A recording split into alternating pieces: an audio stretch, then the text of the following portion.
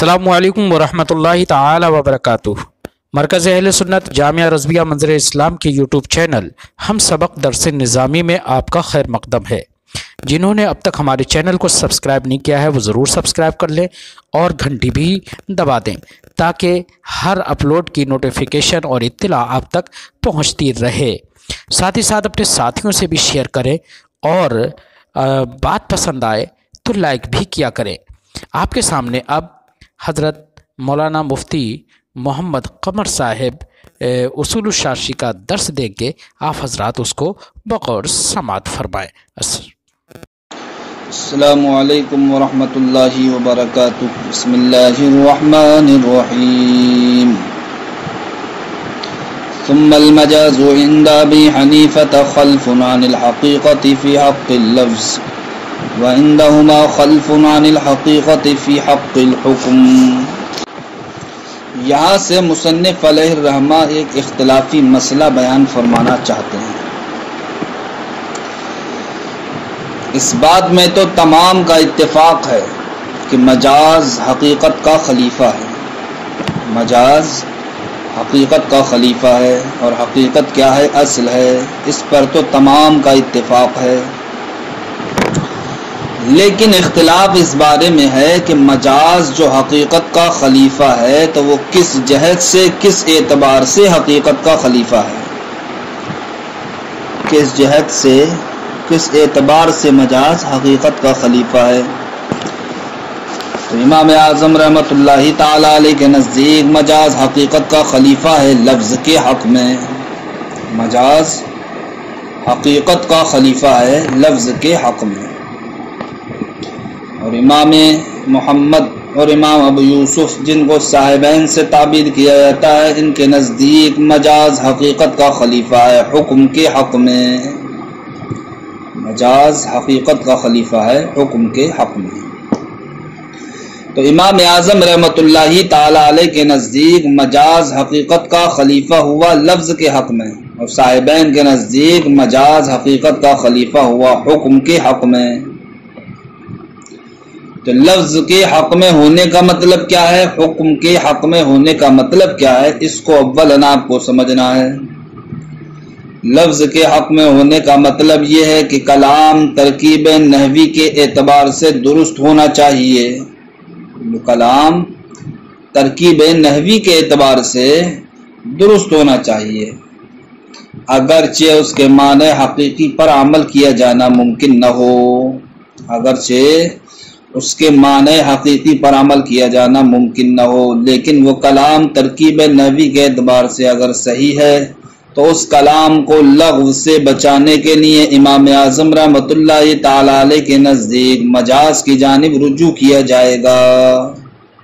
مجاز کی جانب رجوع کیا جائے گا۔ اور حکم کے حق میں ہونے کا مطلب یہ ہے کہ معنی حقیقی پر حکم کیا جانا ممکن ہو،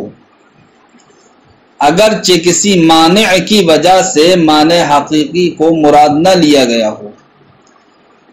معنی حقیقی پر حکم کیا جانا ممکن ہو اگرچہ کسی مانع کی وجہ سے، کسی روکنے والی چیز کی وجہ سے معنی حقیقی مراد نہ لیا گیا ہو، تب ایسی صورت میں صاحبین کے نزدیک اس لفظ سے اس کا معنی مجازی مراد لے سکتے ہیں، اور اگر معنی حقیقی پر حکم کیا جانا ممکن نہ ہو، یعنی کہ معنی حقیقی کو مراد لینا ممکن نہ ہو، تب ایسی صورت میں صاحبین کے نزدیک وہ کلام لغو ہو جائے گا اور اس سے معنی مجازی کی جانب رجوع نہیں کیا جائے گا۔ اب دونوں حضرات کا خلاصہ اختلاف یہ نکلا کہ امام اعظم رحمۃ اللہ تعالی علیہ کے نزدیک مجاز حقیقت کا خلیفہ ہے لفظ کے حق میں، تو اب اگر وہ کلام ترکیب نحوی کے اعتبار سے درست ہے، اگرچہ اس کے معنی حقیقی پر عمل کیا جانا ممکن نہیں ہے، تو امام اعظم رحمۃ اللہ تعالی علیہ کے نزدیک اس کلام کو لغو سے بچانے کے لیے معنی مجازی کی جانب رجوع کیا جائے گا۔ اور صاحبین کے نزدیک معنی مجازی کی جانب رجوع اس وقت کیا جائے گا جب کہ معنی حقیقی پر حکم کیا جانا ممکن ہو، اس لیے کہ صاحبین کے نزدیک مجاز حقیقت کا جو خلیفہ ہے وہ لفظ کے حق میں نہیں ہے بلکہ حکم کے حق میں ہے، یعنی کہ اگر لفظ سے اس کے معنی حقیقی مراد لینا ممکن ہو اگرچہ کسی مانع کی وجہ سے وہ معنی حقیقی مراد نہیں لیا گیا ہو، تب تو ایسی صورت میں صاحبین کے نزدیک معنی مجازی کی جانب رجوع کیا جائے گا، اور اگر جناب والا معنی حقیقی پر عمل کیا جانا ممکن نہ ہو تب ایسی صورت میں صاحبین کے نزدیک وہ کلام لغو ہو جائے گا۔ فرماتے ہیں ثم المجاز عند ابی حنیفہ خلف عن الحقیقت فی حق اللفظ، پھر مجاز امام اعظم رحمۃ اللہ تعالی علیہ کے نزدیک یہ حقیقت کا خلیفہ ہے لفظ کے حق میں، تکلم کے حق میں، یعنی کہ کلام ترکیب نحوی کے اعتبار سے درست ہونا چاہیے اگرچہ اس کے معنی حقیقی پر عمل کیا جانا ممکن نہ ہو۔ وَعِنَّهُمَا خَلْفٌ عَنِ الْحَقِيقَةِ فِي حَقِّ الْحُكْمِ، و صاحبین کے نزدیک مجاز حقیقت کا خلیفہ ہے حکم کے حق میں، حَتَّى لَوْ كَانَتِ الْحَقِيقَةُ مُمْكِنَةً فِي نَفْسِهَا إِلَّا أَنَّهُ امْتَنَعَ الْعَمَلُ بِهَا لِمَانِعٍ يُصَارُ إِلَى الْمَجَازِ، یہاں تک کہ معنی حقیقی پر عمل کیا جانا ممکن ہو مگر یہ کہ اس معنی حقیقی پر عمل کسی مانع کی وجہ سے رک گیا ہو تو یسارو الی المجاز، ایسی صورت میں مجاز کی جانب رجوع کیا جائے گا، وَإِلَّا صَارَ الْكَلَامُ لَغْوًا، ورنہ تو کلام لغو ہو جائے گا۔ یعنی صاحبین کے نزدیک معنی مجازی کی جانب رجوع اس وقت کیا جائے گا جب کہ اس لفظ سے اس کے معنی حقیقی کو مراد لیا جانا ممکن ہو اگرچہ کسی مانع کی وجہ سے وہ معنی حقیقی مراد نہیں لیا گیا ہو، اور اگر لفظ سے اس کے معنی حقیقی کو مراد لیا جانا ممکن نہ ہو تب ایسی صورت میں صاحبین کے نزدیک ایسا کلام لغو ہو جائے گا۔ وَعِنْدَهُ يُصَارُ إِلَى الْمَجَازِ، امام اعظم رحمۃ اللہ تعالی علیہ کے نزدیک مجاز کی جانب رجوع کیا جائے گا، وَإِن لَّمْ تَكُنِ الْحَقِيقَةُ مُمْكِنَةً فِي نَفْسِهَا، اگرچہ اس لفظ کے معنی حقیقی پر عمل کیا جانا ممکن نہ ہو، یعنی کہ اگر لفظ ترکیب نحوی کے اعتبار سے درست ہے، یعنی ترکیب کے اعتبار سے لفظ اگر درست ہے تب اس کلام کو لفظ سے بچانے کے لیے اگرچہ اس کے معنی حقیقی پر عمل کیا جانا ممکن نہیں ہے معنی مجازی کی جانب رجوع کیا جائے گا۔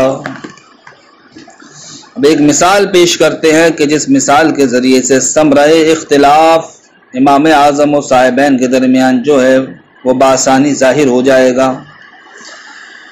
وہ مثال یہ ہے کہ کسی آقا نے اپنے اس غلام سے، جو غلام اس آقا سے عمر کے اعتبار سے کیا ہے بڑا ہے، مثلا آقا کتنے سال کا ہے، 50 سال کا ہے، اور وہ غلام 55 سال کا ہے، اس 55 سالہ غلام سے 50 سالہ آقا نے کہا ہذا ابنی، یہ میرا بیٹا ہے، یہ میرا بیٹا ہے۔ تو دیکھیے ہذا ابنی، یہ کلام ترکیب نحوی کے اعتبار سے درست ہے،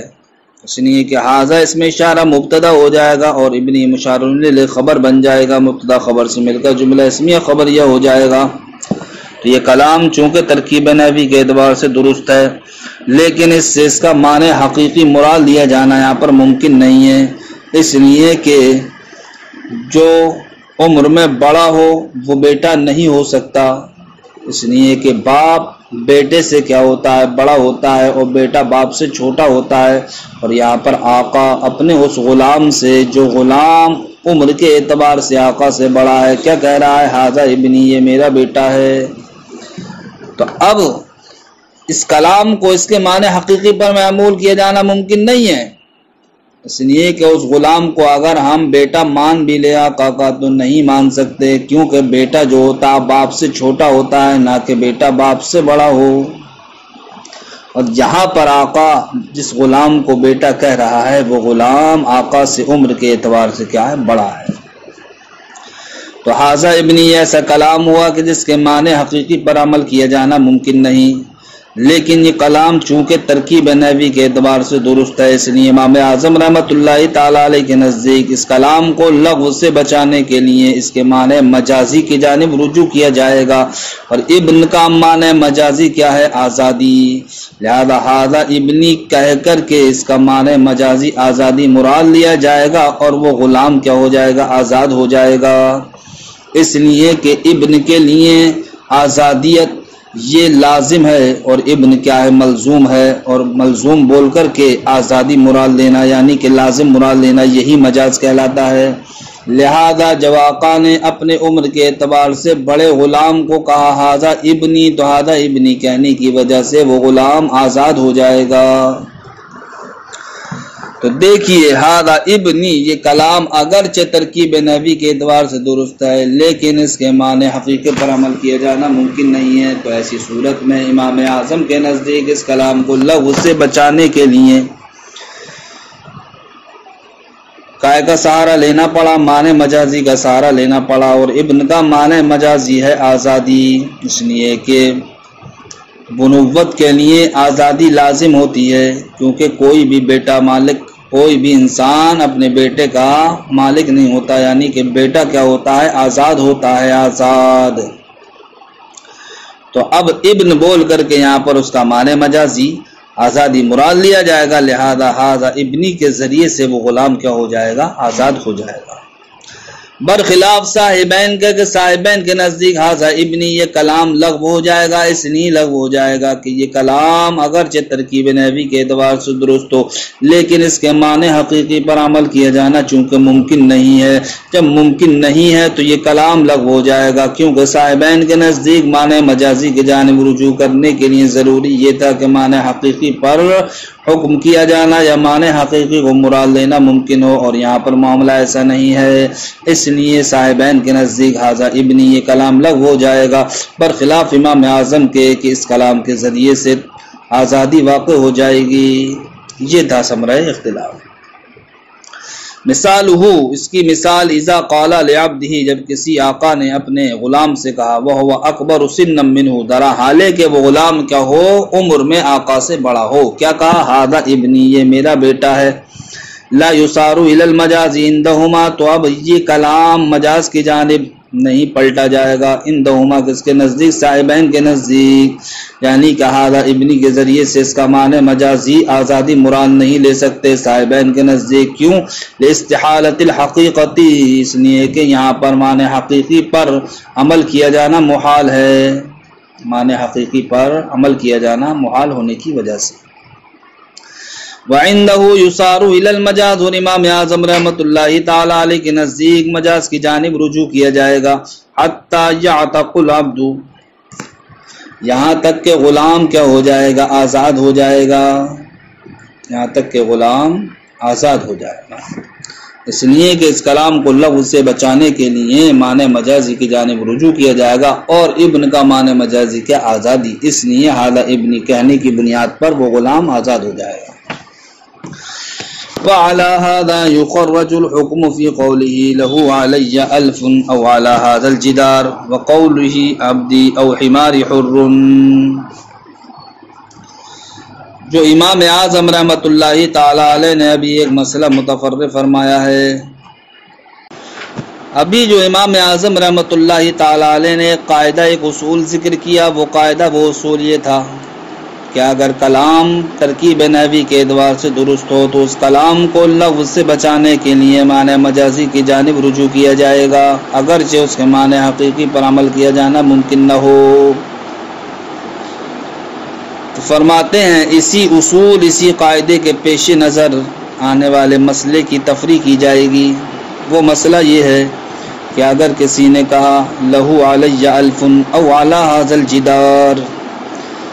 کہ اس کے مجھ پر 1000 ہیں یا اس دیوار پر، اس کے مجھ پر 1000 ہیں یا اس دیوار پر،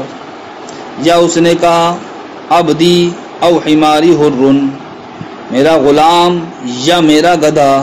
آزاد ہے، تو لہو علی الف او علی ھذا الجدار اس کے مجھ پر 1000 ہیں یا اس دیوار پر، اس کلام کا معنی حقیقی ہے کہ کسی غیر معین پر یعنی کہ متکلم اور دیوار میں سے غیر معین پر 1000 روپے کیا ہوں لازم ہوں۔ اس کا معنی حقیقی متکلم اور دیوار ان دونوں میں سے غیر معین پر 1000 روپے کا لازم ہونا۔ اسی طریقے سے عبدی او حماری حر، اس کا معنی حقیقی ہوا غلام یا گدھے میں سے کوئی غیر معین کیا ہو آزاد ہو، غلام یا گدھے میں سے غیر معین کا آزاد ہونا۔ تو دیکھیے دونوں ہی مثالوں میں اس کے معنی حقیقی پر عمل کیا جانا ممکن نہیں ہے،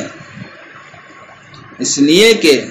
کسی غیر معین پر ہم 1000 روپے لازم کیسے کر سکتے ہیں، اس لیے کہ جس پر بھی ہم لازم کریں گے تو وہ معین ہو جائے گا معین، اور یہاں پر ہمیں غیر معین پر 1000 روپے لازم کرنا ہے۔ اسی طریقے سے جناب والا ہمارا کہنا عبدی و ہماری حر، اس کا معنی یہ ہوا کہ غلام یا گدھے میں سے کوئی غیر معین کا آزاد ہو، تو اب یہاں پر بھی غیر معین آزاد نہیں ہو سکتا، اس لیے کہ جس کو بھی ہم آزاد کریں گے تو وہ معین ہو جائے گا۔ تو ان دونوں مثالوں میں، ان دونوں کلام میں معنی حقیقی پر عمل کیا جانا ممکن نہیں ہے۔ جب ممکن نہیں ہے تو پھر اس کلام کو لغو سے بچانے کے لیے معنی مجازی کی جانب رجوع کیا جائے گا، اور کہا جائے گا کہ چونکہ پہلے والے کلام میں جس کے اندر صلاحیت ہوگی اس پر 1000 روپے کا لزوم کر دیا جائے گا، اسی طریقے سے دوسری والی مثال میں جس کے اندر آزاد ہونے کی صلاحیت ہوگی اس کو آزاد مان لیا جائے گا۔ لہذا پہلی والی مثال میں متکلم کے اندر یہ صلاحیت ہے کہ اس پر 1000 روپے لازم ہوں، تو اس کلام کو لغو سے بچانے کے لیے متکلم پر 1000 روپے لازم ہو جائیں گے۔ اسی طریقے سے عبدی و حماری حر میں چونکہ بندے کے اندر غلام کے اندر آزاد ہونے کی صلاحیت ہے، لہذا اس کلام کو لغو سے بچانے کے لیے غلام کے لیے آزادی واقع ہو جائے گی۔ لیکن صاحبین کے نزدیک دونوں ہی کلام کیا ہو جائیں گے، لغو ہو جائیں گے، اس لیے کہ دونوں ہی کلام میں معنی حقیقی پر عمل کیے جانا ممکن نہیں ہے۔ لیکن امام اعظم کے نزدیک چونکہ کلام ترکیب نبی کے اعتبار سے درست ہے، اس لیے جناب والا اس کلام کو لغو سے بچانے کے لیے معنی مجازی مراد دیا جائے گا، اور معنی مجازی وہ ہے جس کے اندر صلاحیت ہوگی 1000 روپے لازم ہونے کی تو اس پر 1000 روپے لازم کر دیے جائیں گے، اور دوسری مثال میں جس کے اندر صلاحیت ہوگی آزاد ہونے کی اس کو آزاد کر دیا جائے گا۔ لہذا پہلی مثال میں متکلم پر 1000 روپے لازم ہو جائیں گے اور دوسری مثال میں غلام آزاد ہو جائے گا۔ وعلی ھذا یخرج الحکم، امام اعظم رحمۃ اللہ تعالی علیہ نے ماقبل میں جو قاعدہ بیان کیا تھا کہ کلام کو لغو سے بچانے کے لیے اس کے معنی حقیقی کی جانب،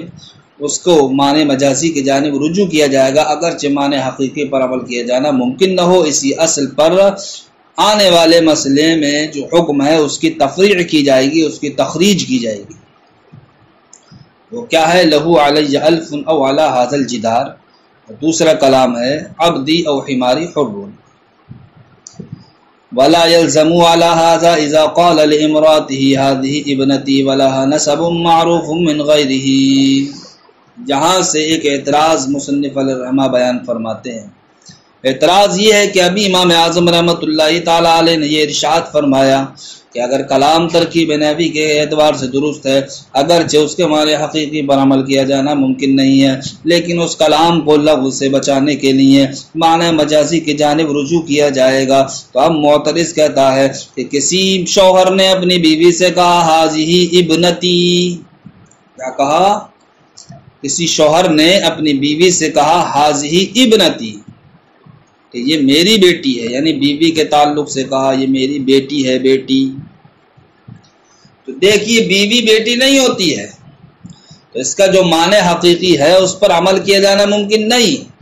لیکن چونکہ یہ کلام ترکیب نبی کے اعتبار سے درست ہے اس لیے کہا ہی مبتدا ہو گیا اور ابنتی خبر۔ تو جب یہ کلام ترکیب نبی کے اعتبار سے درست تو معترض کہتا ہے اس کلام کے ذریعے سے اس کی بیوی مطلقہ ہو جانا چاہیے، اس کی بیوی پر طلاق واقع ہو جانا چاہیے، حالانکہ ہم دیکھتے ہیں کہ امام اعظم رحمۃ اللہ تعالی علیہ کے نزدیک کسی شوہر نے اپنی بیوی سے حاضی ابنتی کہا تو ایسی صورت میں اس پر طلاق واقع نہیں ہوگی، اس پر طلاق واقع نہیں ہوگی۔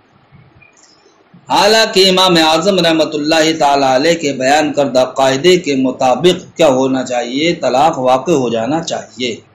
اور یہاں پر طلاق واقع نہیں ہو رہی ہے۔ جس طریقے سے معترض کہتا ہے حاضہ ابنی کہنے کی بنیاد پر جو غلام عمر کے اعتبار سے بڑا ہے، جب اس غلام پر آزادی واقع ہو گئی اس کلام کو لغو سے بچاتے ہوئے، اسی طریقے سے حاضی ابنتی اس کلام کو بھی لغو سے بچاتے ہوئے عورت پر طلاق واقع ہو جانا چاہیے، عورت پر طلاق واقع ہو جانا چاہیے۔ تو اس کا جواب مصنف علیہ الرحمٰن نے یوں دیا کہ حاضی ابنتی اس کلام کے ذریعے سے جو عورت پر طلاق واقع نہیں ہو رہی ہے وہ اس لیے واقع نہیں ہو رہی ہے کہ حاضی ابنتی یہ کلام کیا ہے، نکاح کے منافی ہے، یہ کلام نکاح کے منافی ہے۔ کیوں نکاح کے منافی ہے؟ اس لیے نکاح کے منافی ہے کہ لڑکی سے کسی بھی صورت اس کے باپ کا نکاح جائز نہیں ہوتا ہے، لڑکی سے کسی بھی صورت اس کے باپ کا نکاح جائز نہیں ہوتا ہے۔ تو جب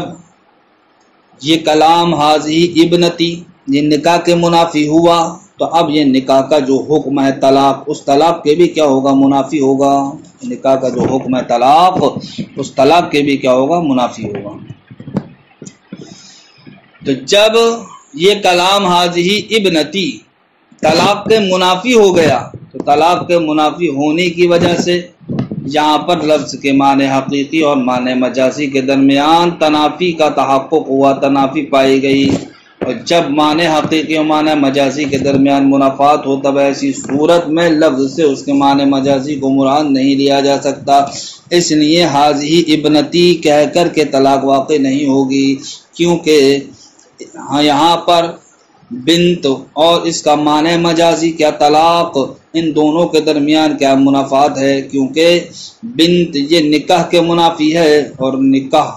کے جب منافی ہو گیا بنت تو نکاح کا جو حکم ہے طلاق، تو اب یہ اس طلاق کے بھی کیا ہوگا، منافی ہوگا۔ جب بنت طلاق کے منافی ہو گیا تو بنت کا ہم نے معنی مجازی طلاق کو مانا تھا، لہذا ہم یہ کہیں گے کہ بنت جو معنی حقیقی ہے اور اس کا معنی مجازی طلاق، جب معنی حقیقی معنی مجازی دونوں کے درمیان منافات پائی گئی تو منافات پائے جانے کی صورت میں لفظ سے اس کے معنی مجازی کو مراد نہیں لیا جاتا بلکہ لفظ سے اس کا معنی مجازی اسی وقت مراد لیا جاتا ہے جب کہ معنی حقیقی اور معنی مجازی کے درمیان منافات نہ ہو۔ اور اس صورت میں حاضی ابنتی کی صورت میں یہاں پر بنت اور طلاق کے درمیان منافات لازم آ رہی ہے، اس لیے امام اعظم رحمۃ اللہ تعالی علیہ کے نزدیک حاضی ابنتی یہ کلام کیا ہو جائے گا، لغو ہو جائے گا۔ فرماتے ہیں ولا یلزم علی ھذا، اور اس پر لازم نہیں آئے گا، یعنی کہ جو امام اعظم رحمۃ اللہ تعالی علیہ نے قاعدہ پیش فرمایا اس قاعدے پر یہ بات لازم نہیں آئے گی۔ اذا قال لامرأته، جب کسی شوہر نے اپنی بیوی سے کہا ہذه ابنتی یہ میری بیٹی ہے، ولها نسب معروف من غیرہ، حالانکہ اس عورت کا نسب مشہور و معروف ہے شوہر کے علاوہ سے، تو لا تحرم علیہ، تو اس کلام کی وجہ سے ہادی ابنتی کی وجہ سے وہ عورت شوہر پر حرام نہیں ہوگی۔ ولا یجعل ذلک مجازا عن الطلاق، اور نہ ہی اس کلام کو طلاق سے مجاز بنایا جائے گا۔ سواء كانت المرأة صغر سنا منه او کبرى، چاہے وہ عورت عمر کے اعتبار سے شوہر سے چھوٹی ہو یا شوہر سے بڑی ہو، بہر صورت حاضی ابنتی شوہر کے کہنے کی بنیاد پر بیوی پر اس کی طلاق واقع نہیں ہوگی۔ حالانکہ امام اعظم کا بیان کردہ قاعدہ اس بات کا تقاضا کرتا ہے کہ جب ہادی ابنتی یہ کلام ترکیب نحوی کے اعتبار سے درست ہے تو اس کلام کو لفظ سے بچاتے ہوئے عورت پر طلاق واقع ہو جانا چاہیے۔ لأن هذا اللفظ، اسی کا جواب دیا، لأن هذا اللفظ سے طلاق واقع اس لیے نہیں ہوئی، اس لیے کہ هذا اللفظ یہ لفظ یعنی کہ هذه ابنتی لو صح معناه، اگر ہم اس کا معنی صحیح مان لیں تو لکانا منافیاً للنکاح، تو یہ ضرور نکاح کے کیا ہوگا، منافی ہوگا، کیونکہ بنتیت اور نکاح ان دونوں کے درمیان ہے منافات۔ کسی بھی لڑکی سے اس کے باپ کا نکاح کسی بھی صورت میں جائز نہیں ہے، جب جائز نہیں ہے تو بنتیت یہ نکاح کی کیا ہوئی، منافی ہوئی۔ تو اگر ہم حاضی ابنتی کا معنی صحیح مان لیں یعنی کہ ترکیب نحوی کے اعتبار سے ہم اس کو درست مانیں، تب بھی لکانا منافیاً للنکاح،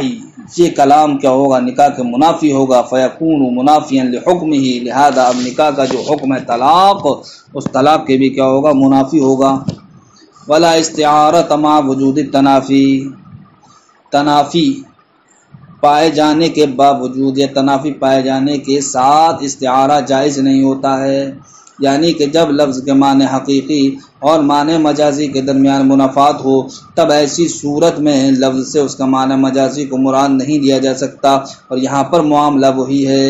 کہ لفظ بنت اور طلاق کے درمیان منافات پائی گئی، اس لیے یہاں پر بنت بول کر کے طلاق مراد نہیں لے سکتے۔ ولا استعارۃ مع وجود التنافی، اور استعارہ یعنی کہ معنی مجازی مراد لینا جائز نہیں ہے، مع وجود التنافی،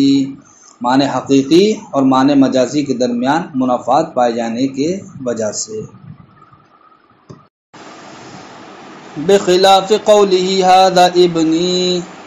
یہاں سے مصنف علیہ الرحمہ ایک اور اعتراض کا جواب عنایت فرماتے ہیں۔ اعتراض یہ ہے کہ جس طریقے سے معترض کہتا ہے حاضی ابنتی کہہ کر کے اس کا معنی مجازی مراد نہیں لیا جا سکتا،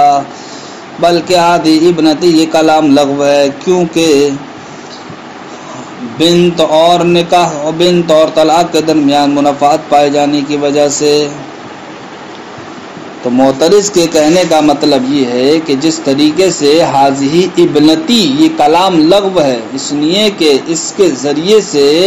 طلاق کو مراد جو اس کا معنی مجازی ہے نہیں لیا جا سکتا،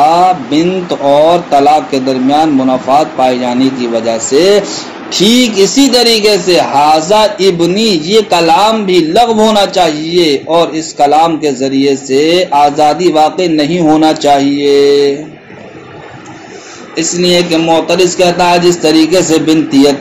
یہ طلاق کے منافی تھی، اسی طریقے سے بنوت یہ ملک کے منافی ہے، بنوت یہ ملکیت کی کیا ہے، منافی ہے۔ جس طریقے سے لڑکی سے نکاح نہیں ہو سکتا، اسی طریقے سے معترض اعتراض کرتا ہے کہ لڑکے کا باپ لڑکے کا مالک بھی نہیں ہو سکتا، جس طریقے سے لڑکی سے نکاح کسی بھی صورت جائز نہیں ہے، تو معترض کہتا ہے اسی طریقے سے کسی بھی صورت میں باپ بیٹے کا مالک بھی نہیں ہوگا۔ تو جب بنوت یہ ملکیت کے کیا ہوئی، منافی ہوئی، تو ملکیت کے واسطے سے عتق کے بھی کیا ہوگی، یہ منافی ہوگی، ملکیت کے واسطے سے عتق کے بھی یعنی آزادی کے بھی یہ منافی ہوگی، لہذا بنوت یعنی کہ لفظ ابن بول کر کے اس کا معنی مجازی آزادی یہ مراد لینا یہ بھی کیا ہے، صحیح نہیں ہے۔ تو معترض کے اعتراض کرنے کا مطلب یہ ہوا کہ جس طریقے سے حاضی ابنتی یہ کلام لغو ہے، معنی حقیقی معنی مجازی کے درمیان منافات پائے جانے کی وجہ سے، اسی طریقے سے ھذا ابنی یہ کلام بھی لغو ہونا چاہیے،